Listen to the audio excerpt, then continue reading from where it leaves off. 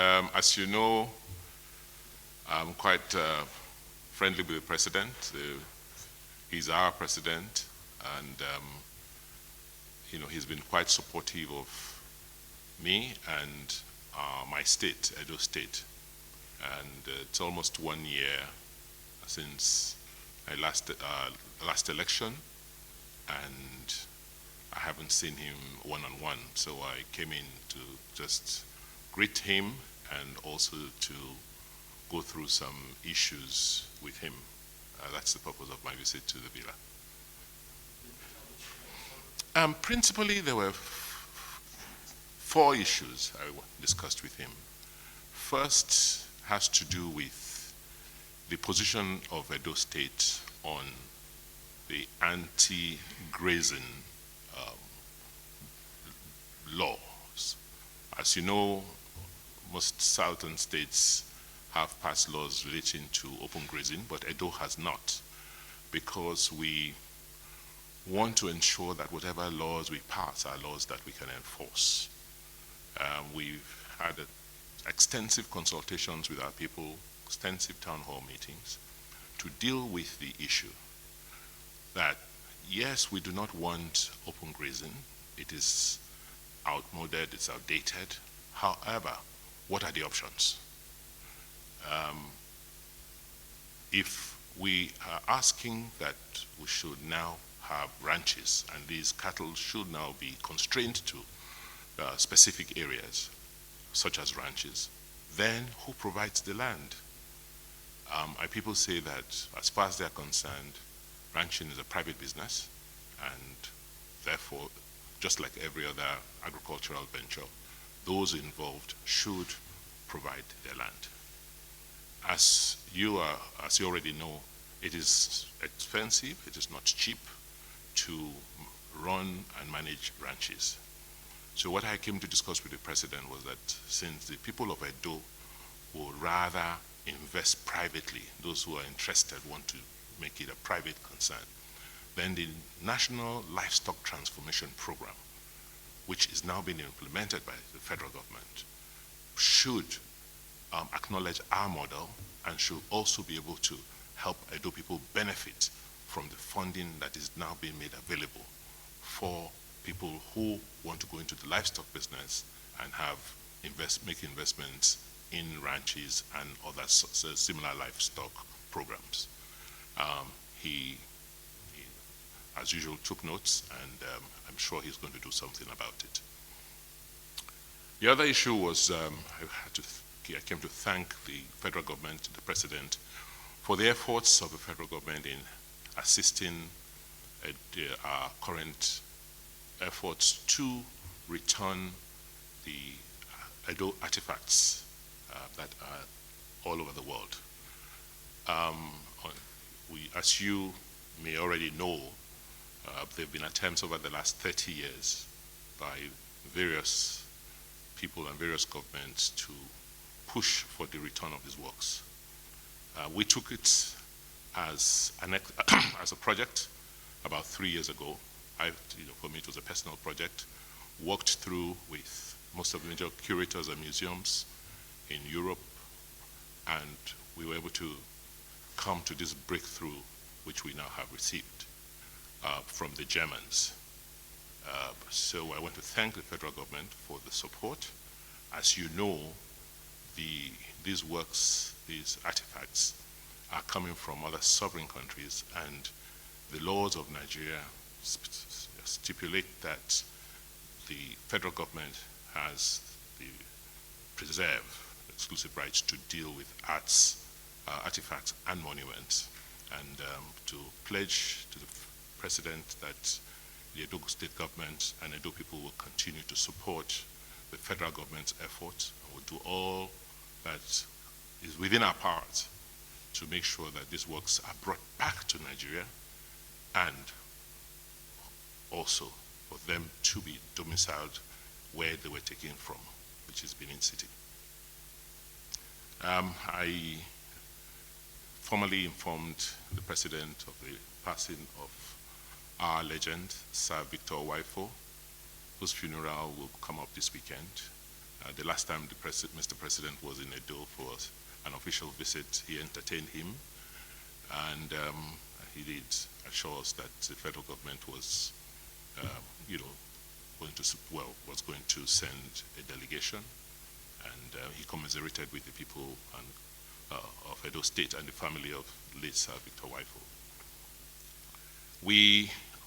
I informed him about some amounts that have been owed to the Edo State government from some federal agencies, and he promised to look into them to ensure that these sums are paid back to the Edo State government.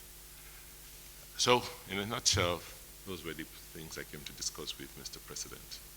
Yes. Definitely, if not for the technology utilized by INEC and God, I may not be governor today. So I am one of those people who believe that we cannot and should not have elections in this country going into the future without transmitting results electronically from the polling units.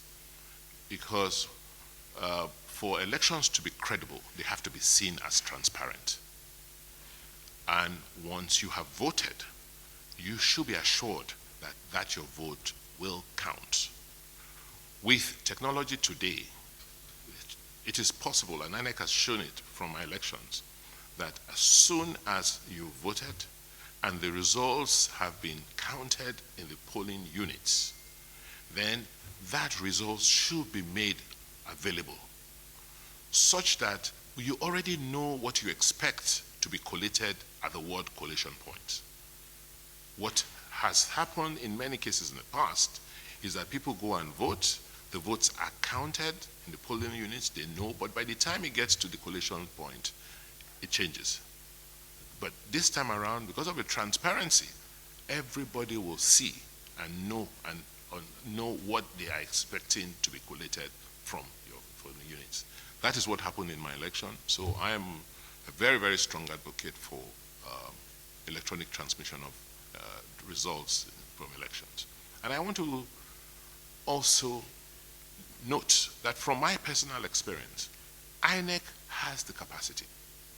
INEC has, they have the technology and also the understanding of how this thing should work. So they should be encouraged to.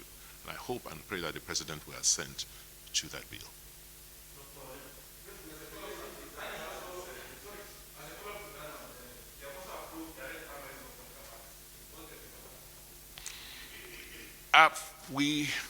Today, my party is currently undertaking an electronic registration of our members across the country, because we anticipated that one day you will be required to show your own register. Because if we as political parties vote on the basis of an election register, then the parties must also have their registers, because democracy has to begin with the parties. And it's only when you have very clear, open registers, then you can now have, whatever form of elections from, within the party. I would have thought that parties should have options, right? That parties should have options. If a party wants to reduce the cost of their own internal primaries by having a delegate system, just having an electoral college and a delegate system, they should have the option to do so. But to just, lump everybody together and say, look, it's, the only way to go, I would have suggested that you should have options. However, the direct primaries process, properly supervised, is a very, very fundamental step in the evolution of our democratic system.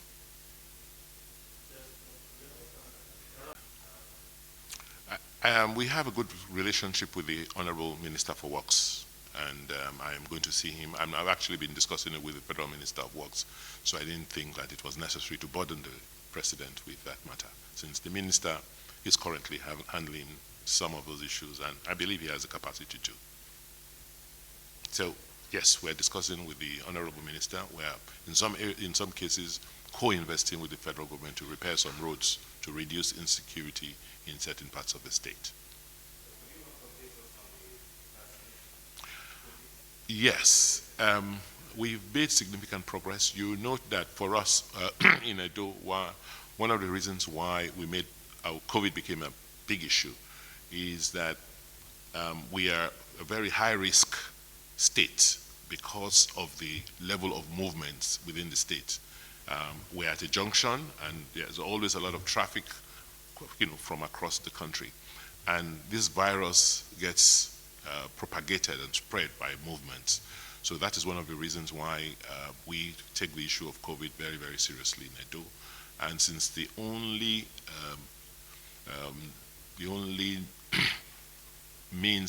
the known means today of reducing the spread and reducing the number of deaths from COVID is through vaccinations. We've been encouraging our people to vaccinate. It's not compulsory. We're just encouraging them and also trying to prevent further infection by ensuring that those who have vaccinated are protected. So if I have vaccinated and you have not vaccinated, I don't think it is fair for you to now, spread your risk to me. But I think from the figures we're seeing, it seems to be, this third wave seems to be going down, and we're praying and hoping that we don't get a fourth wave. So the issue of the no vaccination, no entry order, which we have in place, will be reviewed.